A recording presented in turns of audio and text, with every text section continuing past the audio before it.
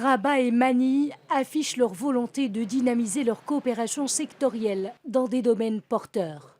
Lors de la deuxième session des consultations politiques bilatérales, les deux parties se sont engagées à renforcer davantage le dialogue politique. Et de la politique, il a été question lors des entretiens du ministre des Affaires étrangères, de la coopération africaine et des Marocains résidant à l'étranger avec son homologue philippin. Le dossier du Sahara marocain a pesé de tout son poids dans les discussions des deux responsables. Sur le sujet du Sahara, nous sommes déterminés à défendre le principe de souveraineté et d'égalité des États inscrit dans la Charte des Nations Unies. Tous les États jouissent du droit à la souveraineté pleine et entière sur l'ensemble de leurs domaines de compétences. Le plan d'autonomie est une bonne base pour parvenir à une solution politique à ce conflit.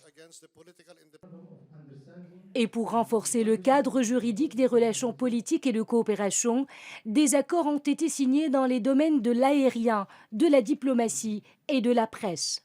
La deuxième session des consultations politiques Maroc-Philippines a été l'occasion d'échanger sur les défis régionaux et internationaux dans un contexte mondial particulier.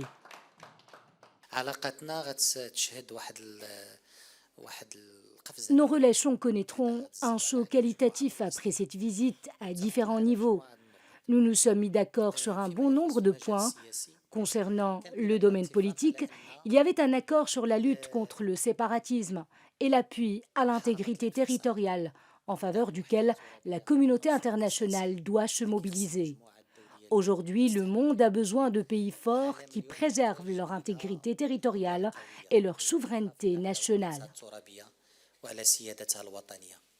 Les deux parties ont enfin convenu de la tenue prochainement de la première session de la commission mixte de coopération économique à Manille, à une date à fixer d'un commun accord.